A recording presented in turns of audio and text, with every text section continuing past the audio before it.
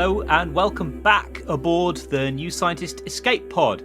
Each week we're here to talk about anything other than the woes of everyday life. Yeah, it's called the Escape Pod for a reason. Oh, it could be called the Jettison Pod, although that doesn't quite have the same ring to it. This is the Escape Pod. I'm your host, Rowan Hooper. I'm Beth Ackerley. I'm a sub-editor at New Scientist. And I'm Timothy Revel, New Scientist's comment and culture editor. Welcome aboard, all of you. Now, this week's theme is music. Yeah, and it's a massive subject to cover in a short podcast, so we'll just be dipping into a few select aspects. Tim, you'll be covering... Yeah, I'll just talk about the tiny subject of why we like music. Great. And I'm going to talk about hidden music in data. Now, Beth, hidden music. What's hidden music? Well, music is everywhere, and one way of discovering it is called data sonification. It's just like data visualization, only with sound. Okay. A simple real-world example of data sonification would be a Geiger counter, which can tell you the level of radiation in its vicinity through the number of clicks that you hear. So the more clicks, the more radiation there is. Okay. Well, is that music? That's not music, is it? You could talk, Rowan, with your grunting gorilla. Thank you. No, that's not quite music, but it shows you that you can create sounds or a piece of music based on pretty much anything. Brain waves, air quality, collisions of subatomic particles even, whatever you want. All you have to do is pair aspects of the data to elements of sound, so things like pitch, tempo, volume, things like that. And so if you do that, can you make music out of those things though?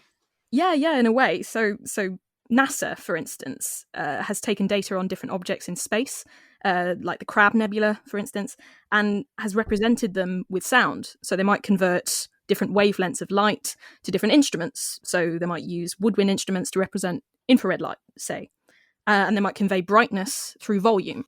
Okay, let's have some examples then. So these are all pieces by a composer called Milton Myrmekides.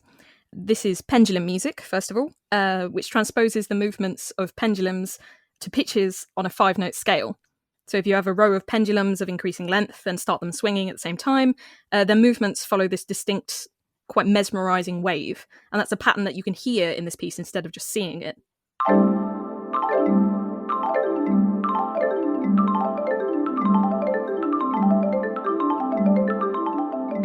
Wow, that is reminding me of the mathematics of music. How That's music really good. follows those rules, yeah. Yeah, so here's another piece called Distant Harmony 1, which conveys the orbital periods of the solar system's planets using pitch and rhythm. So it starts off with Mercury coming in, which is high-pitched with a fast rhythm, and it goes through the planets, and eventually you reach Neptune, which is low and slow. And it gives you a really instinctive sense of how the planets move relative to one another. Okay, so that's Mercury. So each pulse is one orbital period, if that makes sense. Yeah. Okay, so Venus has just come in. Mm-hmm. There we are. There we are. And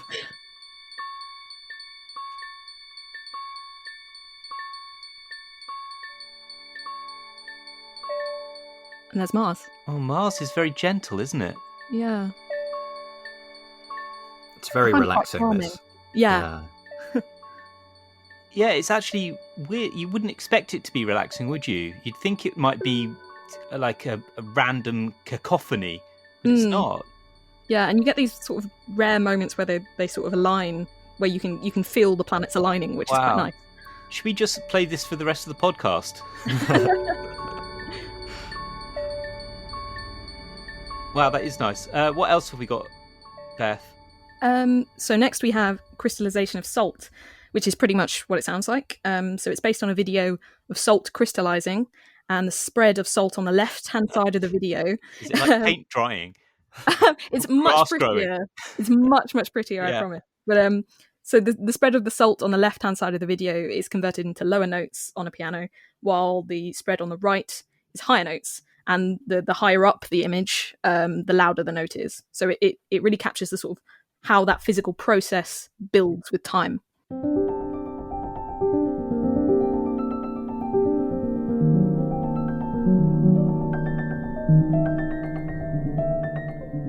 That is amazing. You mean that's not really been composed.